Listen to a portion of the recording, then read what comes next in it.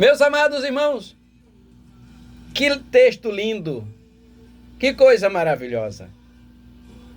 Nós observamos aqui, meus irmãos, que Israel, toda Samaria nessa época também, estava passando por um processo, por uma crise, estava passando por um momento difícil de escassez, de fome, de miséria.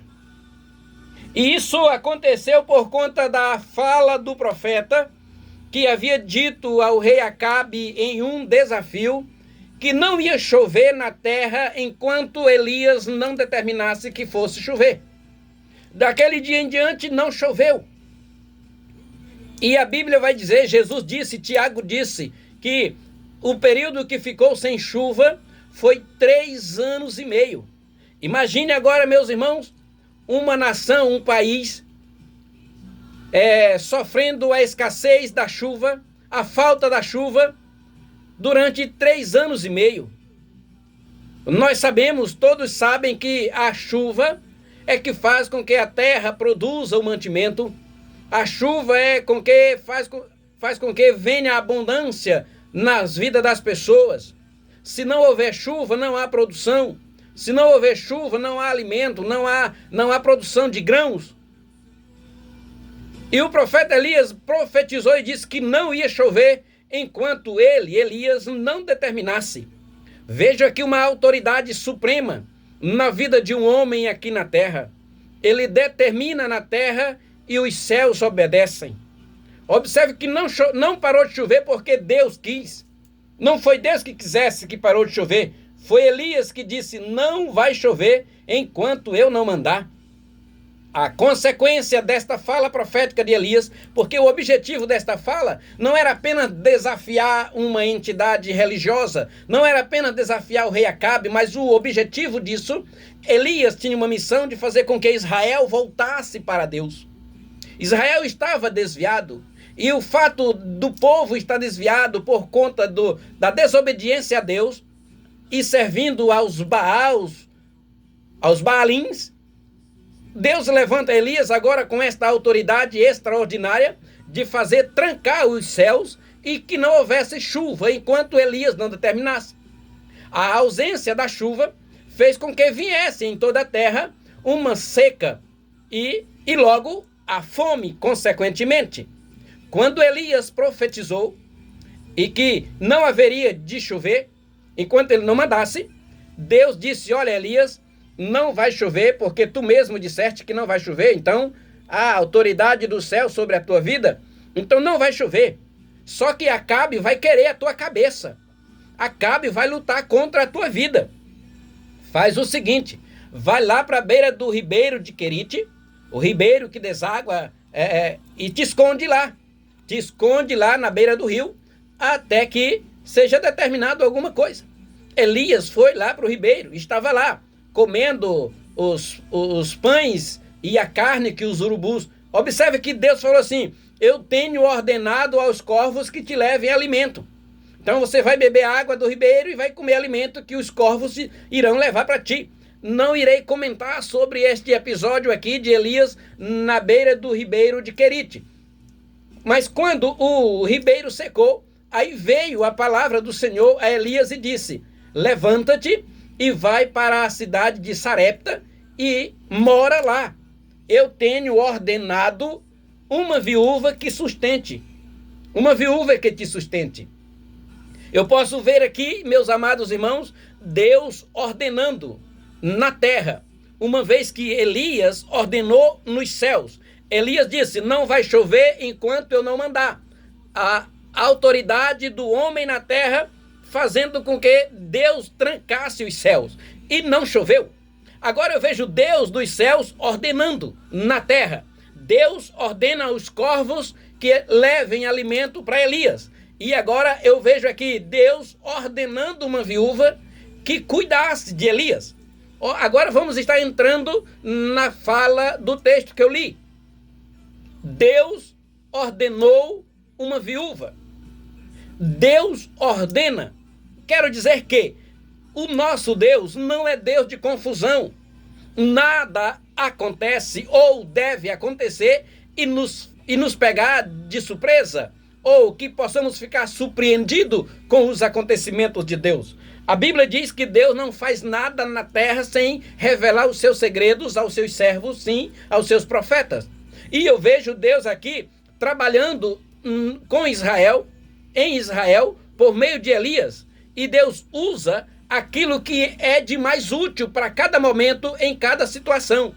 No caso de Elias, lá no ribeiro de Querite, quem Deus usou foi os animais imundos, ou seja, os corvos, que levasse para ele, ou seja, mas eu vejo Deus ordenando, ou seja, Deus dá a ordem.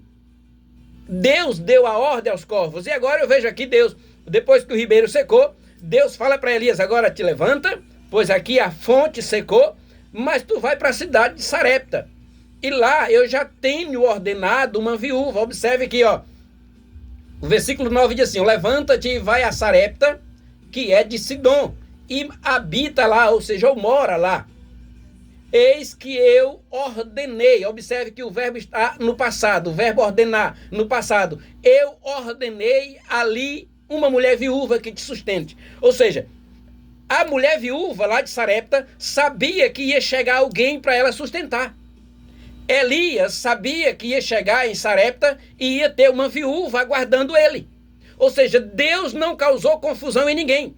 Tanto Elias sabia que ia ser sustentado por uma viúva, quanto a viúva sabia que ia chegar alguém para ela cuidar.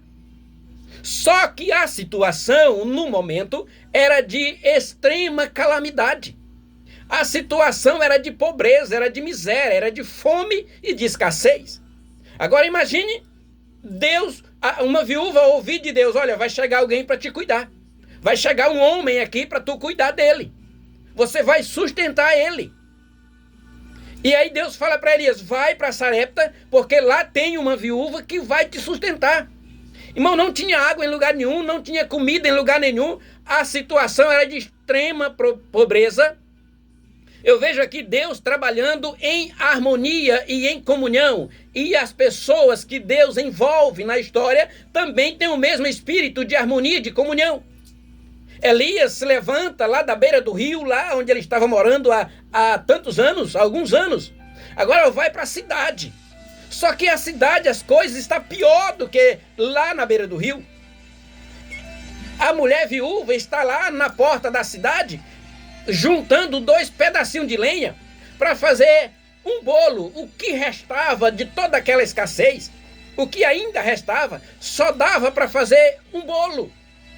E diz, no texto, o texto diz assim, ela diz no texto, só me resta um pouquinho de farinha e um pouquinho de azeite. Eu vou fazer um bolo, eu e meu filho, vamos comer e depois vamos esperar a morte. Ou seja, o último bocado que temos, o último suspiro, eu irei comer e vamos morrer. É comer e morrer. Não tinha mais solução. Quando Elias chegou lá e viu aquela mulher e disse, mulher, me dá água para beber. Ela não se recusou a dar água para aquele homem porque ela sabia que naquela história tinha o dedo de Deus, ou a mão de Deus. Ela não estava sem saber o que estava acontecendo, ela sabia que ia chegar alguém para ela cuidar. E quando de repente Elias chega e pede água, ela vai buscar água. E antes da água chegar, Elias para aquele movimento e diz, traz comida para mim também. Traz um bocado de pão. Sabe o que é bocado? Bocado não é uma coisa, não é uma coisa muita, não é uma coisa grande. Bocado é aquilo que cabe na boca, é só que dá uma mordida só. Bocado é aquilo que só dá uma mordida. Bocado, ou seja, bocada. Só dá uma mordida e acaba. É só um pedacinho. A mulher disse, Senhor, vive o Senhor nosso Deus, que eu não tenho nada.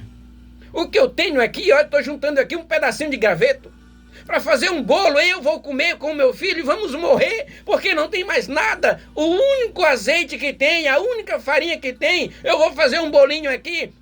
Elias disse, mulher, não temas, faça do jeito que tu está dizendo, porque ela estava fazendo exatamente o que a necessidade exigia.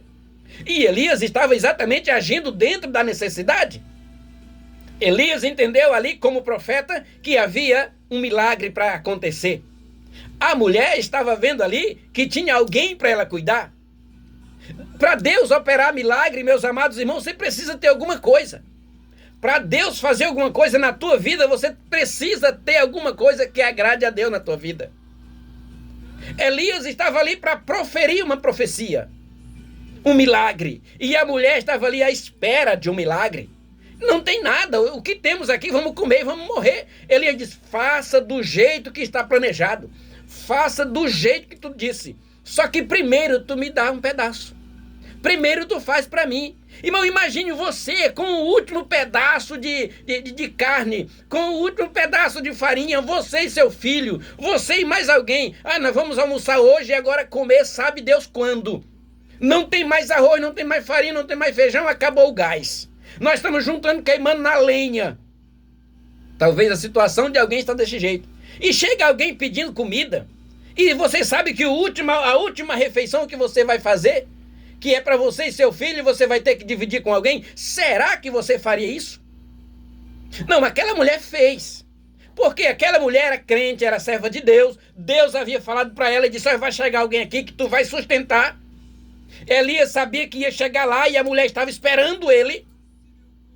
Como são servos de Deus e agem em harmonia com o Espírito Santo, o milagre acontece. A mulher foi fazer porque Elias já havia dito, mulher, faça isso do jeito que tu fez, porque assim diz Deus, o Senhor de Israel, que não vai faltar o azeite da tua botija e não vai faltar a farinha na tua panela. Irmão, ela simplesmente creu, porque ela sabia que estava aguardando ali um profeta. O profeta sabia que estava chegando diante de uma necessidade. Milagre não se explica, irmão. Já estava ali com, sabe-se lá com quantos anos, o período todo da seca, da escassez, da miséria, durou 3 anos e meio.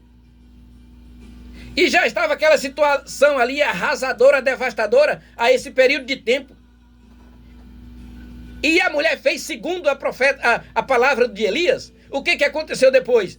Ela comeu, ele comeu, o filho dela comeu, toda a sua casa comeu, e a palavra profética era, a farinha da panela não acabou, o azeite da botija não cessou, Deus solucionou o problema. Por quê? Porque havia harmonia, comunhão entre Deus e as pessoas e entre as pessoas. Sabe por que milagre não acontece no nosso meio hoje em dia? Porque nós ficamos questionando as nossas situações com Deus. Enquanto nós questionamos com Deus o que Ele está fazendo, aqui entre os irmãos, há pessoas se esbufeteando, há pessoas se odiando, há pessoas se xingando, há pessoas brigando. Desse jeito não acontece milagre nunca, meus amados irmãos. Não acontece porque para Deus operar ele precisa ter espaço, ter liberdade entre as pessoas. As pessoas precisam serem unidas, os crentes precisam serem unidos, viver em harmonia, em comunhão, na oração, no partir do pão.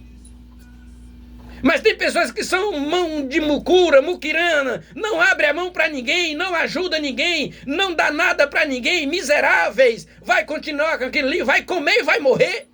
Era essa a sentença daquela mulher.